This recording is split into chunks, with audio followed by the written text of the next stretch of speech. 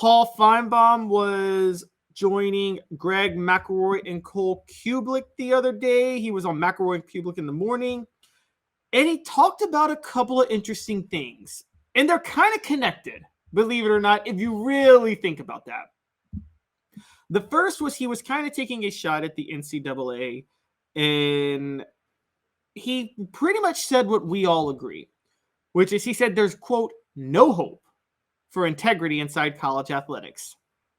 I'm going to read a quote real quickly from Paul Finebaum where he says, there is simply nothing anybody can do right now or probably ever again to maintain a semblance of integrity in intercollegiate athletics. That's over. He was talking about NIL and the transfer portal and things like that. But he suggested to stop some of the problems, they should put stricter guidelines in terms of when and where. And when you talk about players transferring, there should be some sort of stricter guidelines on when and where they could transfer. I'm not so sure about that. I'm a little bit mixed on that. But that's a fair debate. Maybe say if you want to transfer, the school can block your transfer to other schools, but you can still go to those schools, but you still have to sit out a year. Now, if you graduate, you can just transfer anywhere. There's a way to talk about that, but it's kind of intriguing. But then he said, I don't think there's any help for, this is a quote from Finebaum, I don't think there's any help for NIL. I am bone weary of talking about congressional intervention. I simply don't believe that, and I don't think it's coming anytime soon. I agree with Paul Finebaum. I'm actually going to bring this up. I'm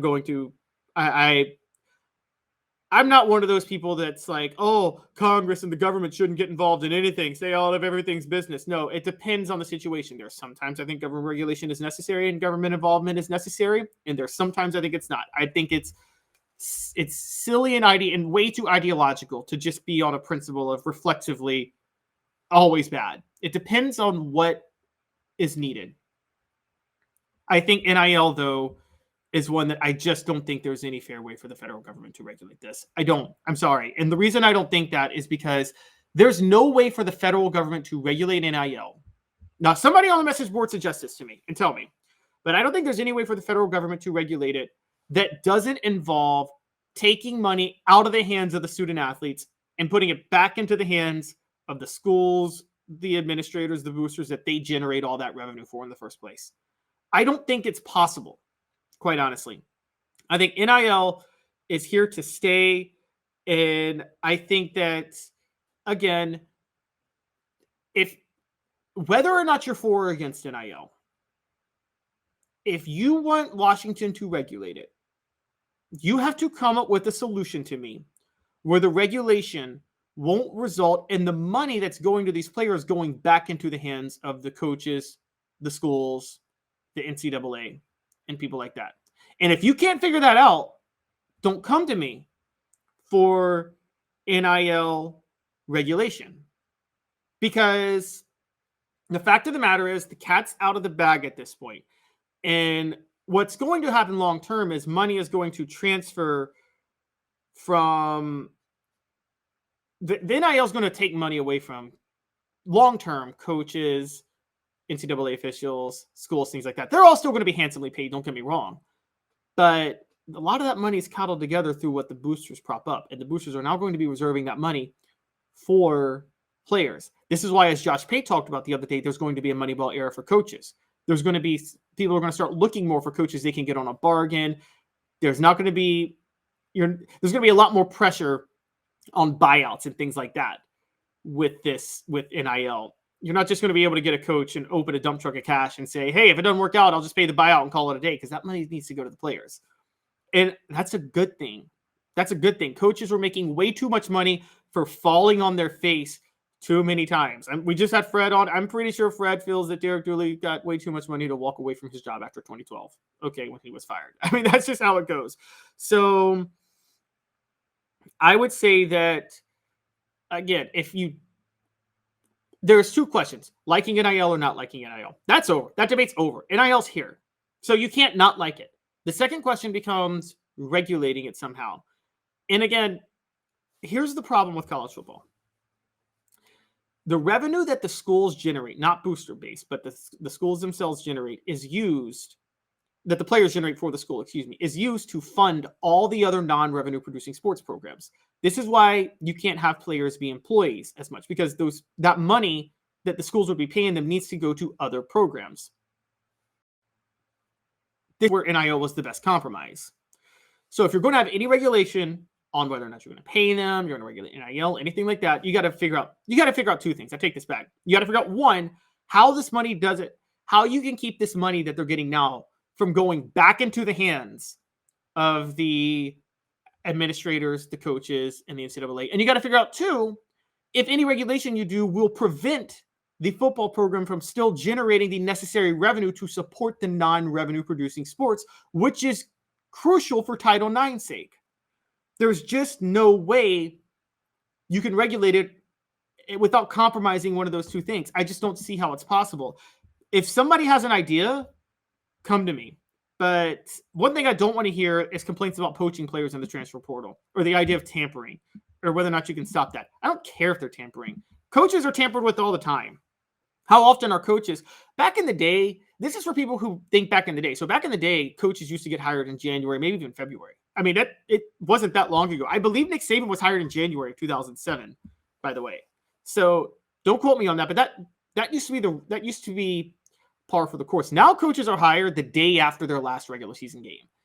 And oftentimes before, they may have a conference championship game, they may have a bowl game. It's in the season when they're talking to these other schools if they're looking at another school.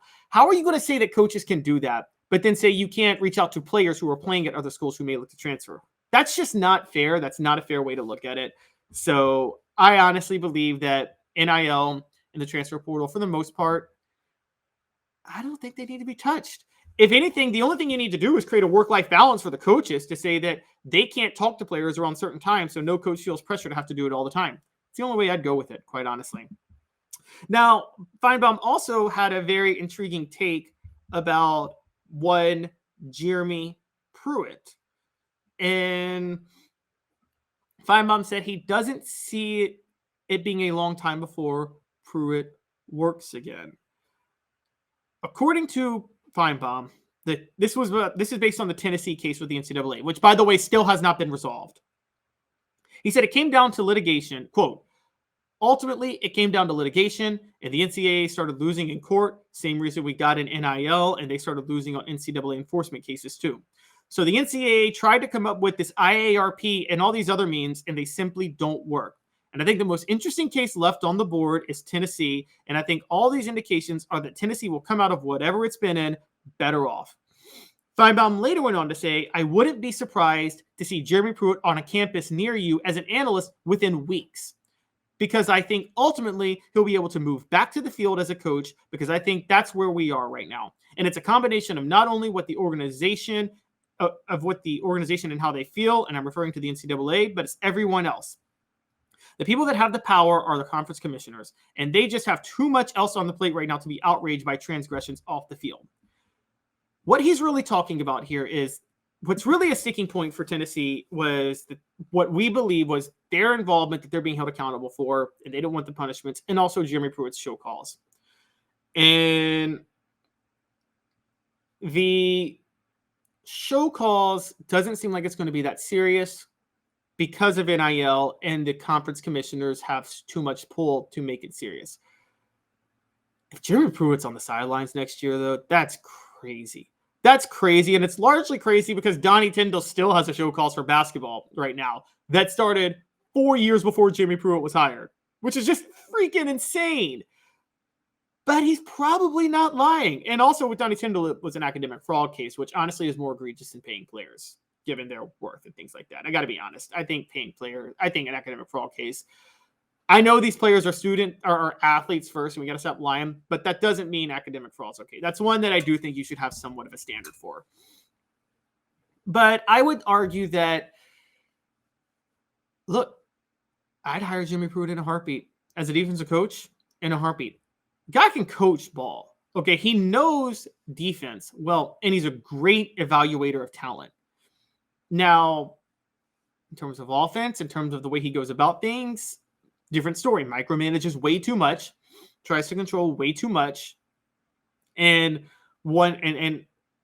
also, I mean, did not hire the right offenses for what he was trying to do. But he is a great identifier of talent. Josh Heupel's success early doesn't happen if Jeremy Pruitt doesn't identify the right players to go play for him. And again, as we mentioned in the last segment with Fred White, finding Hendon Hooker out of the blue, diamond in the rough, nobody saw coming. You got to give Jeremy Pruitt credit for that. And the Duke can scout talent, and so I got to say I agree with Finebaum. I think Pruitt will be on the field pretty soon. So interesting stuff from Paul Finebaum. I encourage you guys all to go check out it.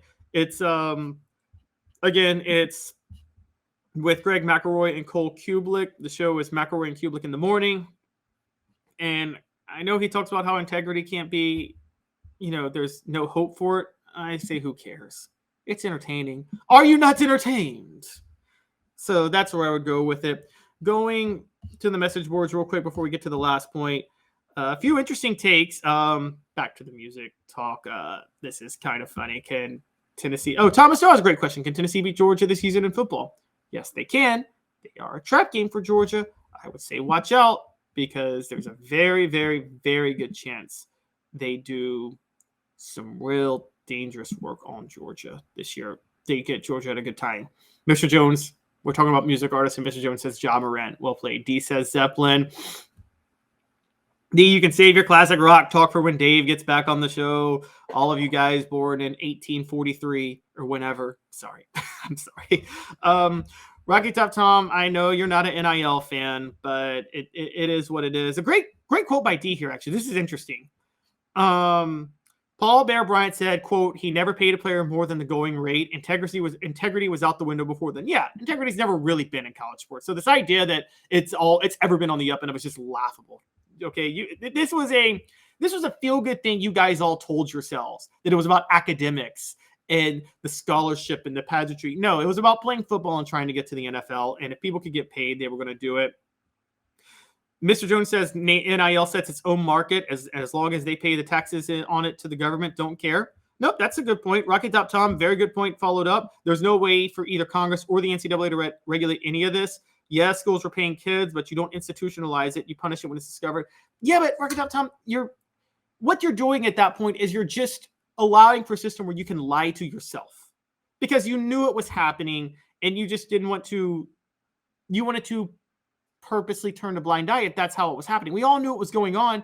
This way, you don't have to feel any sort of cheating you don't have to feel any sort of type of way when it's happening. And it's not really institutionalized. I would argue it's the opposite of institutionalized, because if it was institutionalized, the NCAA and Congress and everybody would get involved and set something up. No, it's just people are paying players and giving them endorsement deals. And by the way, we're blaming the schools in the NCAA. Has nothing to do with that, Rocky Top Tom. This was done by the Supreme Court, which literally said it's unconstitutional for players to not be allowed to make money off their name, image, and likeness. So, and unless you're going to blame, if you're going to blame anything, you got to blame the Constitution at this point, because it violates labor laws that were held up.